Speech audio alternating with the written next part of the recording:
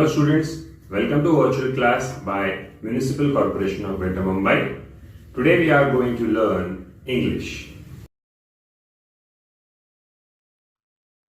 Hello bachcho, welcome to virtual class. Myself Sagar Vasant Mahale and I'm going to teach you English, our syllabus of English, and we are going to see Unit 3 and second chapter. And the name of the chapter is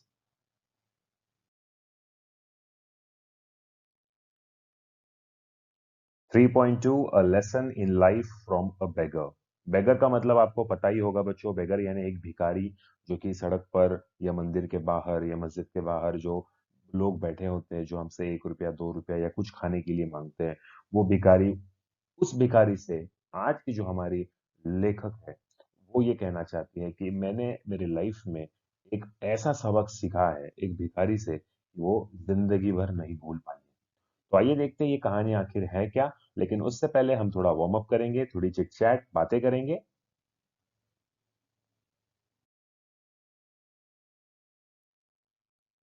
a piece of advice that stopped a bad habit in you. क्या आपके life में कभी कुछ ऐसा हुआ है कि किसी ने आपको एक अच्छी सी सलाह दी है और उस सलाह की वजह से आपके भीतर जो एक बुरी आदत थी वो आपने छोड़ दी है? तो ऐसे में आप बहुत सारे अपने पर्सनल एक्सपीरियंसेस लिख सकते हो, जैसे कि मैंने यहाँ पे एक एक्सपीरियंस लिखा है, टॉक लेस एंड एक्ट. बातें कम कीजिए और काम ज्यादा कीजिए. अ कोट या proverb that you love to use often. एक कोई ऐसी कहावत या मुहावरा जो आपको पसंद है बार बार उसको यूज करना. ऐसी कोई कहावत है आपकी लाइफ में? तो मेरा एक्सपीरियंस ये है, man is known by the company he keeps. This quotation I love to use often.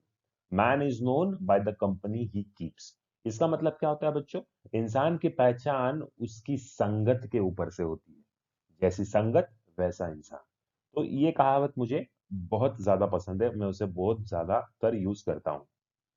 Story या न्यूज या एपिसोड या मूवी या play that has impressed and changed you. तो बच्चों हम आजकल बहुत सी फिल्में देखते हैं, action film, comedy film, web series, ऐसे बहुत से cartoon movies, animated movies, Hollywood, Bollywood या साउथ की movies.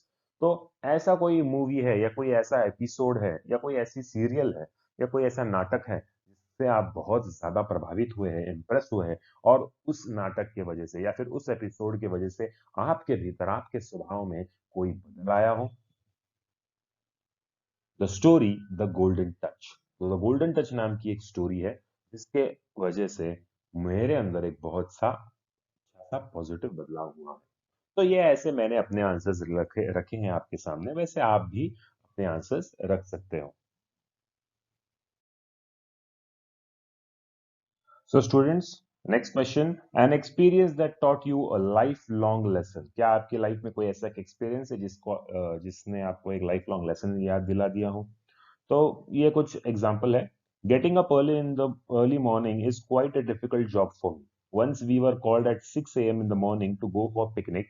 My mother was trying to wake me up from 5 a.m. But I got up at 5:30 a.m. and reached school by 6:30. By then our picnic bus had already left the school. I realized that I had missed the fun. It gave me a lifelong lesson to be punctual. Punctual का मतलब होता है वक्त का पाबंद होना. So students, सच experiences always teachers. कैसे ना, ठोकर लगने के बाद ही इंसान को अकल आ जाती है. अकल तो भगवान ने हम सबको दी थी, लेकिन हम सोचते नहीं जब तक हमें कोई ठोकर नहीं लग जाती. इसीलिए ठोकर लगना जरूरी भी है. उससे हमें अनुभव मिलता है, अनुभव से हम सीख पाते हैं और सीखने की वजह से आइंदा वो गलती नहीं दोहराते. लेकिन किसी को ठोकर लगने के बाद भी अगर वो नहीं सुधरता तो उसे उसकी लाइफ बहुत ज्यादा परेशान करती है. इसीलिए बच्चों, पहले तो ये कोशिश करो कि ठोकर लगे ही ना. लेकिन हम इंसान हैं, अनजाने जाने गलतियां होती रहती है. लेकिन एक बार अगर ठोकर लग जाए तो उसके बाद आपको सुधरना जरूर चाहिए. Many slang expressions or terms are used for people having positive or negative traits. Match the expression in column A with type of persons in column B. Slang expressions का मतलब क्या होता है बच्चों? जो लोग अपने ओपिनियन देते हैं ना, तो कोई पॉजिटिव लोग होते हैं तो वो पॉजिटिव राय देते हैं. कोई नेगेटिव लोग होते तो नेगेटिव राय देते हैं। तो अब हम डिफरेंट करेंगे, डिफरेंस बिटवीन कॉलम ए और कॉलम बी में कुछ वर्ड्स है। काउच पोटैटो, ये इंग्लिश के कुछ ऐसे स्लैंग एक्सप्रेशंस है या टर्म्स है जिसे कुछ अलग तरीके से यहाँ पे बताया गया है। जैसे कि हम अगर हिंदी में उसको उदाहरण देना चाहे तो फॉर एग्जाम्पल अगर कोई आलसी हो तो आलसी को हमारे मम्मी या पापा या फिर कोई भी बड़े बुजुर्ग होते हैं, क्या गधे की तरह आप फैले पड़े हों, क्या भैंस की तरह यहाँ पे लेटे हुए हों। तो ऐसे जो हमको स्लैंग एक्सप्रेशंस देते हैं, वो चिल्लाते और डांटते हैं, हमारी तुलना किसी जानवर से या किसी और चीज से करते हैं जिससे हमसे गुस्सा आ जाता है। तो उसका मतलब क्या होता है, भैंस की तरह क्या लेटे पड़े हो, इसका मतलब क्या है? वो हमें ये कहना चाहते हैं कि हम आलसी हो गए, हम ठीक से बैठ नहीं सकते, दिन भर लेटे रहते हैं। ये एक उदाहरण हिंदी का। तो इंग्लिश में भी कुछ ऐसे वर्ड्स है, जैसे कि फर्स्ट है काउच पोटैटो। काउच पोटैटो का मतलब क्या है, कॉलम बी में आपको ढूंढना है। दूसरा है वरी वॉट, तीसरा फडी डडी, चौथा वेट ब्लैंकेट, पांचवा विज, छठा ब्लैक शीप और सातवां लाइव वायर। तो बच्चों ये कुछ 7 एक्सप्रेशंस है और कॉलम बी में उन सातों एक्सप्रेशंस के मतलब दिए गए, हमको मैच करना है। तो ये मैच करते हैं। सबसे पहले काउच पोटैटो का मतलब होता है लेजी या गुड फॉर नथिंग, लेजी और गुड फॉर नथिंग। सेकंड है वरी वॉट, जो ज्यादा चिंता करता है, उसका आंसर क्या है? ऑलवेज नर्वस या ऑलवेज वरीड, जो छोटी छोटी बातों पे नर्वस हो जाता है या चिंता करने लगता है या डरने लगता है, उसे वरी वॉट कहते हैं। थर्ड फडी डडी, उसका मतलब है ओल्ड फैशन या रिफ्यूज टू चेंज। तो कुछ ऐसे लोग होते हैं जो पुराने ख्यालात के होते हैं, अक्सर पुराने ख्यालात के हमारे बड़े बुजुर्ग ही होते हैं, लेकिन कुछ ऐसे हमारे उम्र के भी बच्चे होते हैं या लोग होते हैं, नौजवान होते हैं, जिनको उनकी जो पुरानी सी आदत है वो उनको बरकरार रखनी है, उनको चेंज नहीं करना है, उनको वैसे के वैसे ही रहना है। फोर्थ है वेट ब्लैंकेट। वेट ब्लैंकेट का आंसर है स्पॉइल्स अदर्स पीपल्स फन और मूड। तो वेट ब्लैंकेट का मतलब है जो दूसरों के मूड को या दूसरों की खुशी को बर्बाद करते हैं या उनको रुइन कर देते हैं, स्पॉइल कर देते हैं। उसके बाद है विज। विज का मतलब क्या है? ब्रिलियंट और जीनियस। फॉर एग्जाम्पल अगर कोई हर बात का जिसके पास जवाब हो, हर सवाल का जवाब हो, कोई ना कोई भारी आइडिया आती है, सोल्यूशंस मिल जाते हैं, उसे हम विज कह सकते हैं या ब्रिलियंट या जीनियस कह सकते हैं। सिक्स्थ है ब्लैक शीप। ब्लैक शीप का मतलब है शेमफुल पर्सन। तो कोई निर्लज लोग होते हैं जिनको किसी बात की शर्म नहीं होती, बेशरम लोग होते हैं, तो उनको हम ब्लैक शीप कहते हैं। Last live wire. Live wire मतलब वेरी एनर्जेटिक एंड एक्टिव, जो स्फूर्ति से भरा हुआ होता है, जिसमें बहुत सारी एनर्जी होती है, बहुत सारी ऊर्जा होती है, उसको कभी भी कुछ भी काम बोलो वो तुरंत फटाक से करने लगता है, उसको हम लाइव वायर कहते हैं। लाइव वायर मतलब क्या होता है एक्चुअल में? खुली तार, जिसको हाथ लगाने से शॉक लगता है ना, क्योंकि उसमें एनर्जी होती है, उसी तरह से। तो ये कुछ एक्सप्रेशंस थे, उनके मतलब थे, मैं उम्मीद करता हूँ आपको ये समझ आए होंगे। देखते हैं आगे। Discuss in your group and write the difference in reactions of an optimist and pessimist in the given situation. तो कुछ सिचुएशन दिए गए हैं आपको, उस सिचुएशन को आपको उस पे दो ओपिनियन निकलते हैं, ऑप्टिमिस्ट यानी पॉजिटिव वाले ओपिनियन और पेसिमिस्ट यानी नेगेटिव वाले ओपिनियन। जब आप एग्जाम में फेल हो जाते हो या किसी टेस्ट में आपको कम मार्क्स आते हैं तो ऑप्टिमिस्ट बच्चा क्या सोचेगा? कोई बात नहीं, मैं नेक्स्ट टाइम अच्छे करूंगा, I will do better next time. और जो नेगेटिव बच्चा है वो क्या कहेगा? अरे मेरा तो ऐसे ही हाल है, मेरे से तो कुछ होगा ही नहीं, आई एम वर्थलेस, मैं लूजर हूं, ऐसे वो मान लेंगे। सेकंड सिचुएशन ये है lose a good amount of cash, मतलब जो भारी भरकम उसके पास रकम थी, 100 2,000 3,000 और वो घुमा देता है। तो ऑप्टिमिस्ट लोग क्या सोचेगा? चलो छोड़ो, जाने दो, मेरे नसीब में वो पैसे नहीं थे, जिसको मिले शायद उसे ज्यादा जरूरत होगी। और नेगेटिव लोग क्या सोचेंगे? अरे यार मैं तो लुट गया, मैं तो बर्बाद हो गया, मेरे 3,000 रुपए गुम गए, ये वो। मैं ये नहीं कह रहा बच्चों कि पैसे घुमाना के बाद ऐसे हंसना या चिंता विंता ना करना सही है। एक्चुअली दुख होता है और होना भी चाहिए, लेकिन उस दुख को ज्यादा देर तक गले से लगा के नहीं रखना चाहिए, उसको मन में ज्यादातर ऐसे नहीं करना चाहिए। इसीलिए ऑप्टिमिस्ट लोग क्या सोचेंगे? चलो जाने दो, जिसको मिले शायद उसको ज्यादा जरूरत होगी।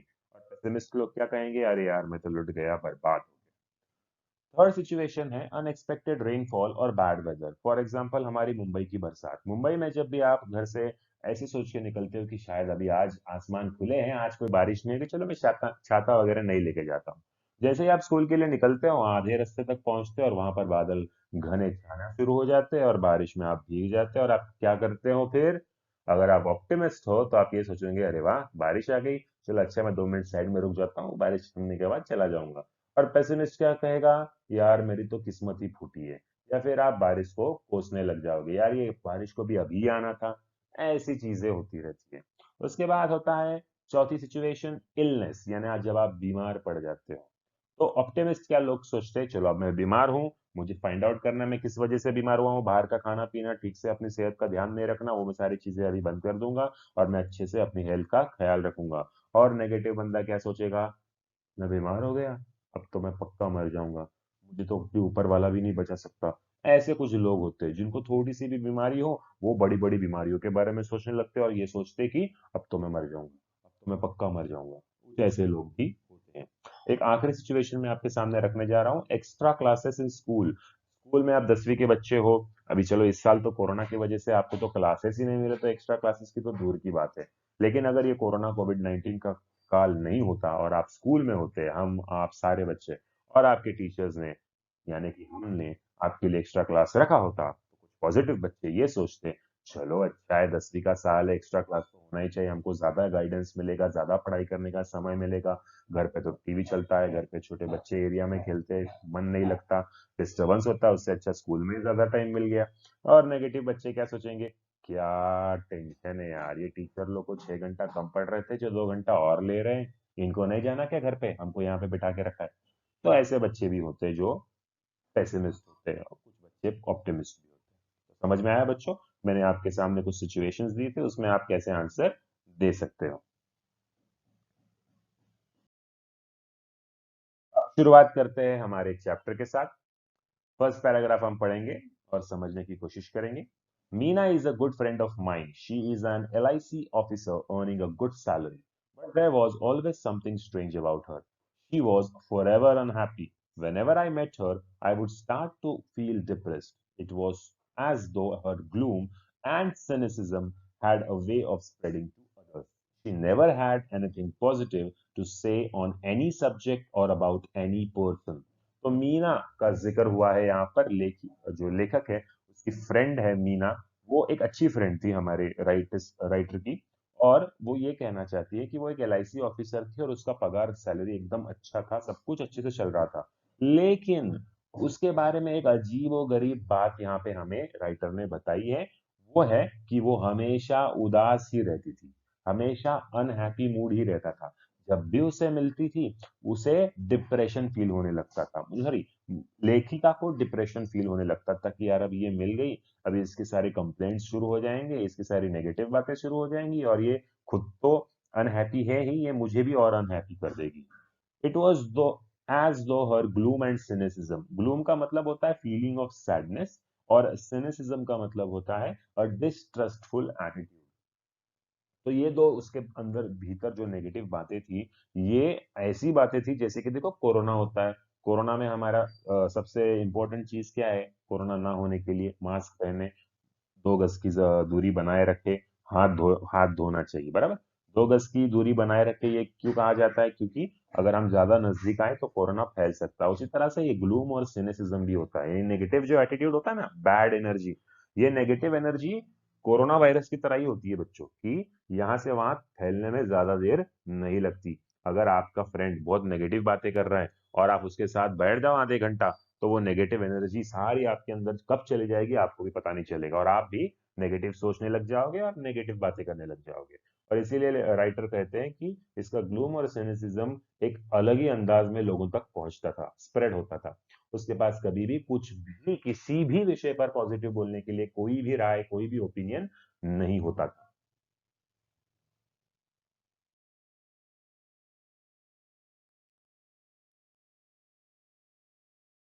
For instance, I might say to her, Meena, did you know Rakesh has come first in his school?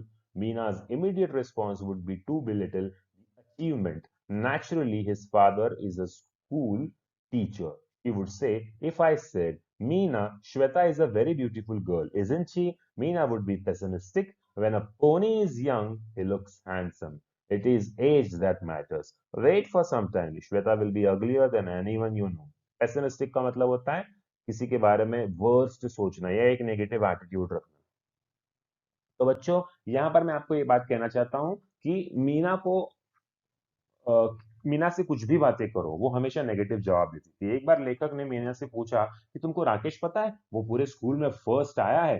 तो मीना का तुरंत इमीडिएट रिस्पॉन्स क्या था मालूम है? उसने तुरंत जवाब क्या दिया कि अरे बाबा, वो तो आने ही वाला है फर्स्ट है, उसके पापा स्कूल में ही तो टीचर है, तो आ गया होगा ऐसे ही पास होके। मतलब उसे राकेश की मेहनत पे कोई नाज नहीं है। उसे ये लगता है कि राकेश के पिताजी उसी स्कूल में टीचर है, इसीलिए वो फर्स्ट आया। तो ऐसे लोग भी होते हैं। जब राइटर ने कहा कि मीना, श्वेता बहुत ब्यूटीफुल दिखती है, नहीं? तो मीना का जवाब कैसा था मालूम है? अरे अब तो उम्र कच्ची है, इसीलिए वो इतनी खूबसूरत नजर आ रही है। उम्र की बात है बेटा, जब उसको बढ़ जाने तो थोड़ा 10 20 10 15 साल बाद देखो, एक नंबर की अगली दिखेगी, यानी बदसूरत लगेगी। तो मीना कुछ ऐसी लड़की थी भैया, जो किसी के बारे में भी कुछ अच्छा ना बोल सकती है, ना कभी सोच सकती है। तो ऐसी थी हमारी मीना।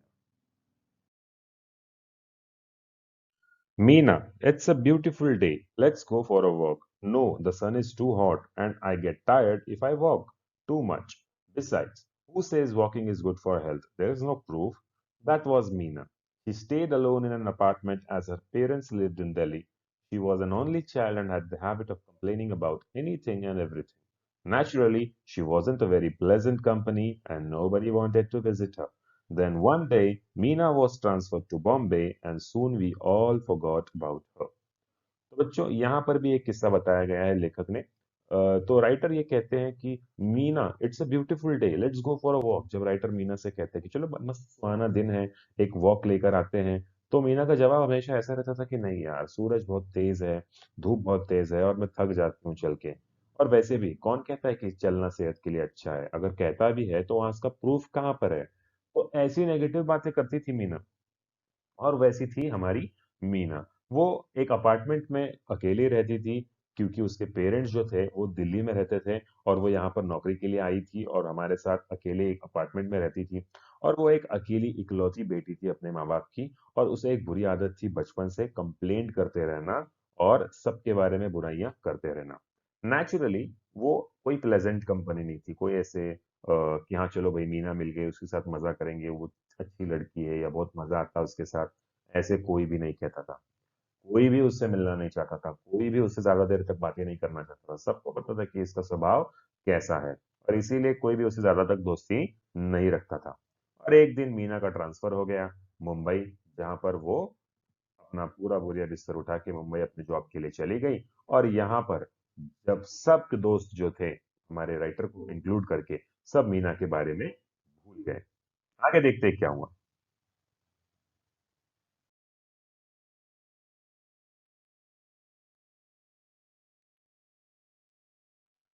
तो बच्चों, many years later I found myself caught in the rain at Bombay's Flora Fountain.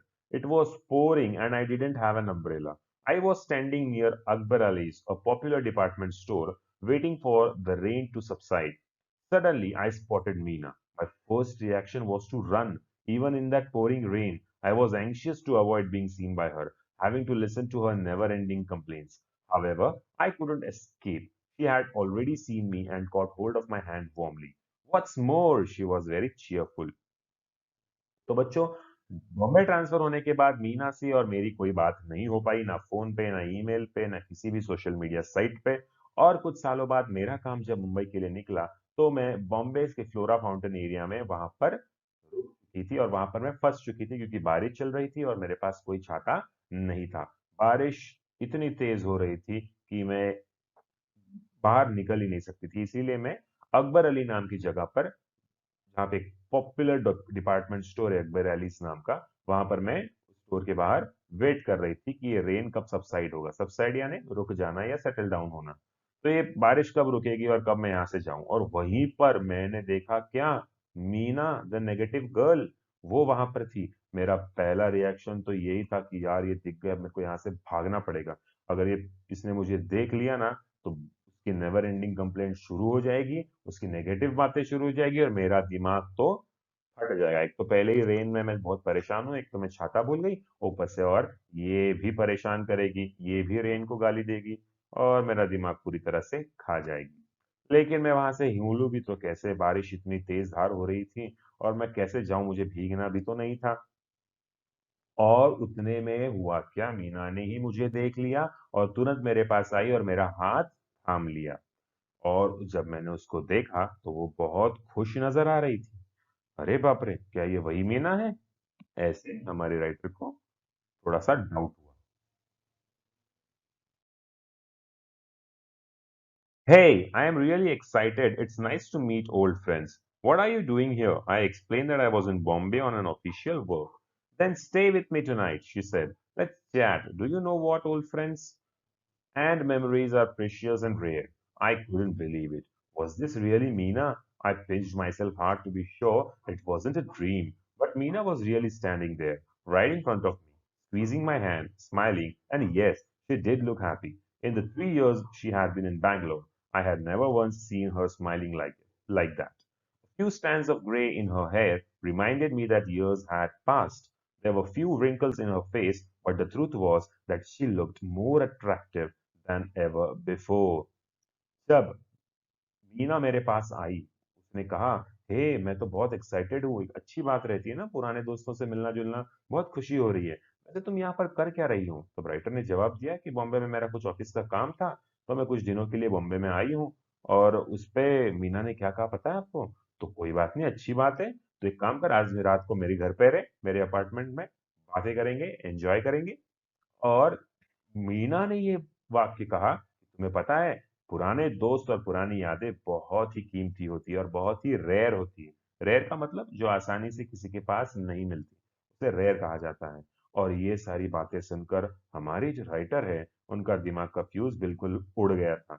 उसको बिलीव ही नहीं हो रहा था कि ये रियली ये मीना है, वो मीना जिसको छोटी से छोटी चीज का भी प्रॉब्लम होता है। वो आज बारिश को कोस नहीं रही है, ऊपर से मुझे देखकर मुझे घर पे इनवाइट कर रही है। अरे बाप रे! और मैंने अपने आप को एक चिमटी काटी। आई पिंच्ड माई सेल्फ हार्ड कि भाई ये कोई सपना तो नहीं है भाई।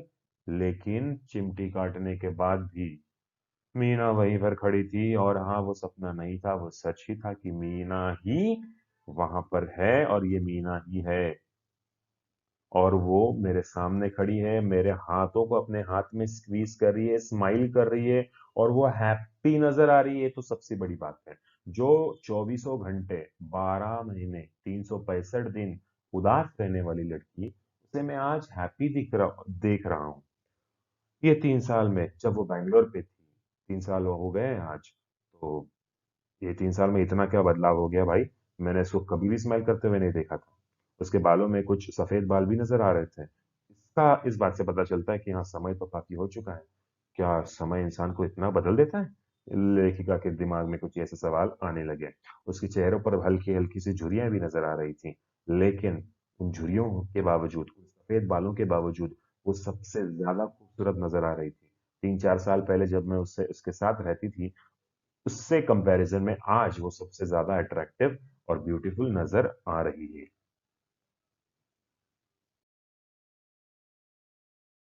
Finally, I managed to say, no, Meena, I can't stay with you tonight. I have to attend a dinner. Give me your card and I'll keep in touch with you. I promise. For a moment, Meena looked disappointed. Let's go and have a tea at least, she insisted. But Meena, it's boring. So what? We'll buy an umbrella and then go to the Grand Hotel, she said. We won't get a taxi in this rain, I grumbled. So what? We'll walk. अब आगे बातों का सिलसिला हुआ।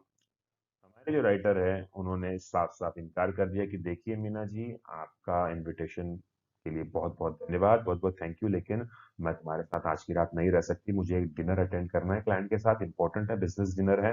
और एक काम करो ना, तुम तुम्हारा कार्ड दे दो, मैं तुम्हारे साथ टच में रहती हूँ, I promise. For a moment Meena थोड़ी सी डिसअपॉइंटेड लगी, लेकिन उसने उस डिसअपॉइंटमेंट को बाजू में हटाकर उसने कहा, चलो ठीक है, कोई बात नहीं, कम से कम एक चाय तो पी सकती हो। उसने इंसिस्ट किया, इंसिस्ट करना मतलब थोड़ा सा आग्रह किया, चलो यार थोड़ी चाय तो पी लो। मीना को भाई का कोई प्रॉब्लम तो है नहीं, लेकिन राइटर ने कहा कि अरे लेकिन मीना, पोरिंग कितना, रेन कितना हो रहा है, बारिश कितनी हो रही है। तो मीना का जवाब क्या था पता है? सो व्हाट, एक नया छाता खरीद लेते, मेरे पास भी कहाँ है छाता, मैं भी भूल गई थी। एक नया छाता खरीदते और ग्रैंड होटल जाते चाय पीने। राइटर इतना कंफ्यूज हो रही थी कि क्या सच में ये मीना है? लाइक उसके पास हर सवाल का जवाब है, लाइक उसको कोई टेंशन नहीं है, कोई कंप्लेंट नहीं है, ना बरसात से, ना मैं उसके घर पर नहीं आ रही हूँ उससे कंप्लेंट नहीं है। इतनी बरसात में वो होटल में चाय पीना चाहती है मेरे साथ अभी के अभी। Oh my God, such a drastic change. Last में मैंने फिर से उसे इनकार किया कि यार हमें इस बारिश में टैक्सी कहाँ से मिलेगी।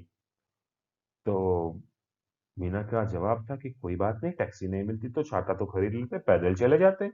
Oh my God, writer was getting shock and shock and shock पे शॉक पड़ रहा था कि ये मीना है, सच में ये मीना है, सीरियसली मैन। चलो आगे देखते हैं क्या होता है बच्चों। I was very surprised. This wasn't the same Meena I had known. Today she seemed ready to make any number of adjustments. तो मैं बहुत सरप्राइज हो गई थी कि यार ये वो मीना तो नहीं हो सकती, क्योंकि ये मीना तो एडजस्टमेंट पे एडजस्टमेंट करे जा रही है, मुझको तो शॉक पे शॉक दिए जा रही है। We reached the Grand Hotel drenched. By then, the only thought in my mind was to find out who or what had brought about such a change in the pessimistic Meena I had known. I was quite curious. जैसे ही grand hotel पहुंचे तो हम तो थोड़ा बहुत भीग चुके थे, लेकिन मेरे दिमाग में तो सिर्फ एक ही सवाल चल रहा था कि ये वो मीना अगर है तो आखिर किसने या कौन सी चीज ने इसे इतना बदल दिया है कि हमारी पेसिमिस्टिक मीना ऑप्टिमिस्टिक मीना कैसे बन गई। मुझे बहुत उत्सुकता हो रही थी। I was quite serious. Tell me Meena, is there a prince charming who has managed to change you so. तो अब राइटर ने कहा कि सच सच बताओ मीना, क्या तुम्हारी लाइफ में कोई अच्छा सा लड़का आया है, कोई प्रिंस चार्मिंग जिसने मैनेज किया तुमको, अच्छा पेसिमिस्टिक से ऑप्टिमिस्टिक बना दिया, एकदम ऐसे तुमको चेंज कर दिया। तब मीना का जवाब क्या था, आइए देखते हैं। Mina was surprised by my question. No, no, no, no. There isn't anyone like that, she said. Meena को थोड़ी देर के लिए शौक लगा कि भाई ये ऐसा क्यों सवाल पूछ रही है कि मेरे लाइफ में कोई प्रिंस चार्मिंग है क्या। तो मीना ने कहा कि नहीं है, ऐसे कुछ भी नहीं है मेरे लाइफ में, अभी तक कोई भी नहीं है। Then what's the secret of your energy, I asked like Tendulkar does in the advertisement. तो राइटर ने पूछा कि भाई तेरी एनर्जी का राज क्या है, जैसे वो तेंदुलकर एड में बताता है ना, Boost is the secret of my energy, वैसे what is the secret of your energy man, ऐसे राइटर ने मीना से पूछा। मीना ने स्माइल करके एक जवाब दिया। वो जवाब थोड़ा सा अजीब हो गई। अ बेगर चेंज्ड माय लाइफ। जवाब था कि एक भिखारी ने मेरी लाइफ चेंज कर दी। यहाँ पर अब राइटर भी बहुत कंफ्यूज हो गई। I was absolutely dumbfounded and she could see it. मैं कंप्लीटली डम्फाउंडेड, यानी मेरी बोलती बंद हो गई थी कि ये क्या जवाब दे रही है। एक भिखारी ने, भिखारी का साथ किसी का क्या रिश्ता हो सकता है। और भिखारी हमें जब भी मिलता है तो हम 1 रुपया 2 रुपया 5 रुपया देकर वहां से निकल जाते हैं, वो भी निकल जाता है। हम थोड़े भिखारी का नाम पूछते हैं, पता पूछते हैं, कहाँ रहता है, क्या करता है, दोस्ती कर लेते हैं। ऐसे तो नॉर्मली होता नहीं है। तो इसीलिए वो राइटर जो थे बहुत कंफ्यूज हो गए थे। Yes, a beggar, she repeated, as if to reassure me. He was old and used to stay in front of my house with his 5-year-old granddaughter. As you know, I was a chronic pessimist. I used to give my leftovers to this beggar every day. I never spoke to him, nor did he speak to me. One monsoon day, I looked out of my bedroom window and started cursing the rain.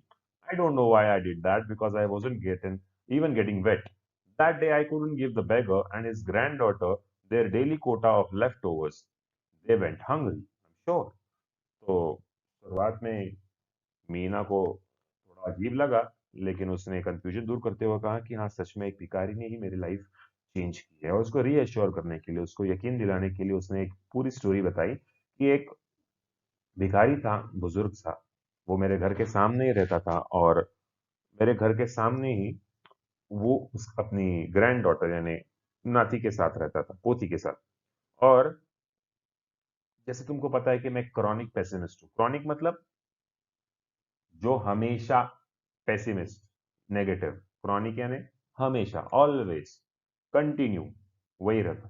तो मैं chronic pessimist थी, मतलब मैं हमेशा negative ही थी। और मैं अपना घर का बचा कुचा खाना था हर रोज उस भिखारी बाबा को देती थी, और मैं उससे कभी बात नहीं करती थी। जाती थी, पॉलिथीन में, बैग में, टिफिन में उसको दे देती थी और चली आती थी। ना वो मुझसे बात करता था, ना मैं उससे बात करता था। एक दिन ऐसी बारिश हो रही थी, मैंने अपने बेडरूम से बाहर देखा, बेडरूम की खिड़की से, और बारिश को कर्स करने लगी, श्राप देने लगी, भला बुरा कहने लगी। बारिश को भी अभी आना था, अभी आना था, अभी आना था, ऐसे। और जबकि मैं तो घर में थी, ना मैं भीग रही थी, ना मुझे बारिश की तकलीफ हो रही थी, मैं तो घर में ही थी, फ्री बैठी थी, फिर भी मैं बारिश को कोस रही थी। पता नहीं मैंने ऐसे क्यों किया, लेकिन जैसे कि तेरे को पता है कि मैं नेगेटिव थी, तो मैं नेगेटिव अपना नेगेटिव बिहेवियर कहाँ छोड़ रही थी। और उस दिन मैं उस बाबा को अपना घर का जो बचा कुचा खाना था वो नहीं दे पाई, और मुझे तो लगता है कि उस दिन वो बेचारे दोनों भी भूखे सोए होंगे।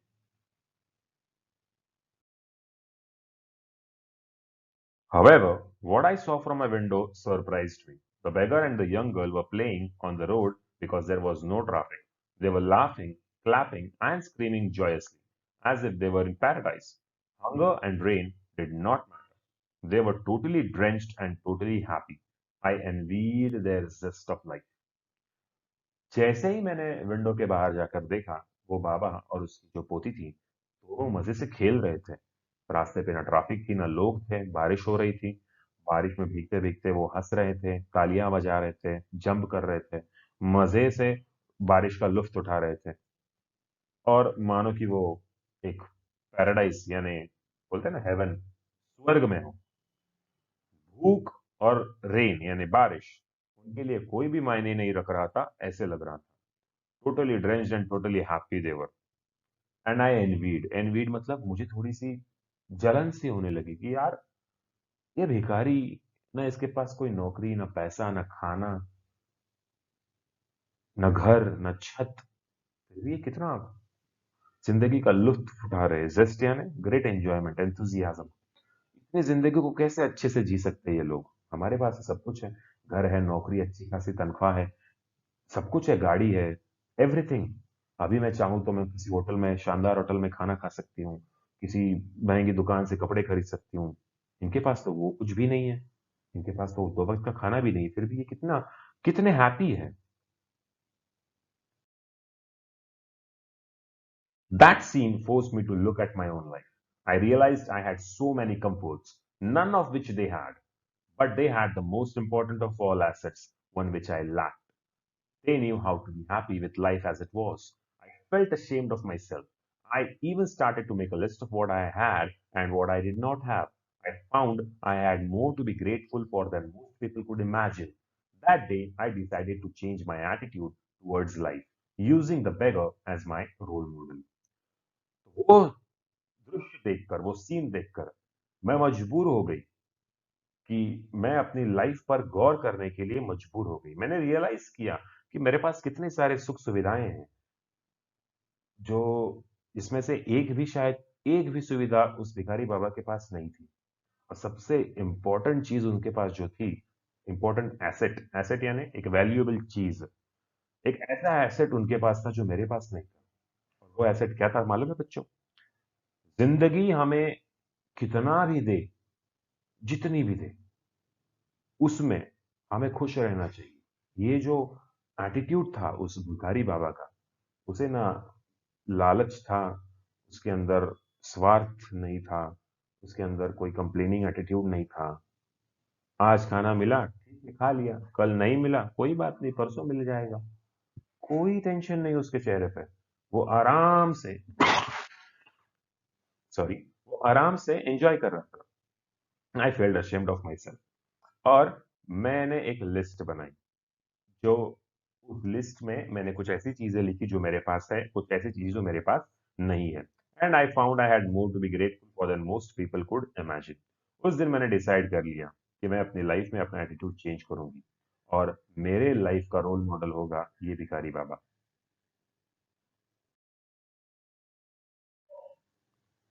After a long pause I asked Meena how long it had taken her to change. बहुत देर सुनने के बाद जो हमारे राइटर है, उन्होंने मीना से पूछा, कितने दिन लगे तुम्हें चेंज होने में? तब मीना ने जवाब दिया, once this realisation dawned, she said, it took me almost 2 years to put the change into effect. जिस दिन मुझे ये बात का एहसास हुआ, उस दिन से ये पूरा बदलने में 2 साल का वक्त लग गया। कोई भी चीज आज शुरू करो तो तुरंत बन नहीं जाती है, तुरंत कुछ हो नहीं जाता, समय लगता है। लेकिन तुम्हारी जिद होनी चाहिए, तुम्हारा पॉजिटिव एटीट्यूड होना चाहिए, अंदर से चाहत होनी चाहिए, तुम्हें एहसास होना चाहिए कि मुझे ये चीज करनी है। वक्त चाहे 1 साल, 2 साल, 10 साल लग जाए, लेकिन यश की प्राप्ति जरूर होती है अगर आपका निस्वार्थ प्रयास हो तो। Now nothing matters. I am always happy. I find happiness in every small thing, in every situation and in every person. तो अब 2 साल गुजर चुके हैं, मैं अपने आप को बहुत बहुत ज्यादा हद तक बदल चुकी हूँ और अब मेरे लिए कोई भी चीज मायने नहीं रखती। मैं हर छोटी चीज में खुशियां ढूंढ लेती हूँ और हर सिचुएशन में हर इंसान के साथ हंस के बातें कर लेती हूँ। रियलाइजेशन डॉन का मतलब होता है बिगिन टू रियलाइज, जब रियलाइजेशन होने की शुरुआत हुई।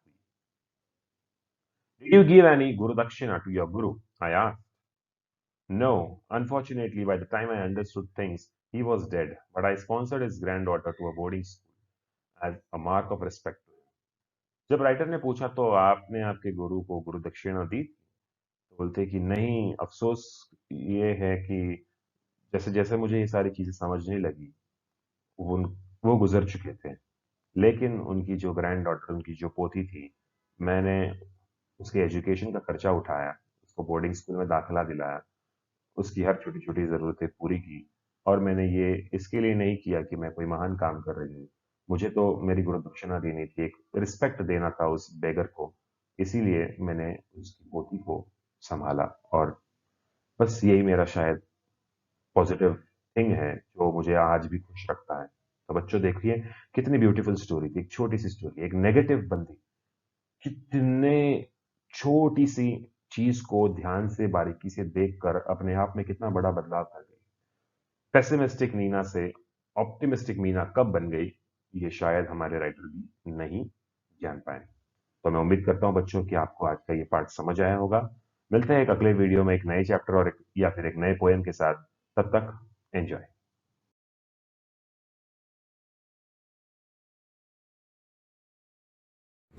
Thank you, students. This was our today's lecture.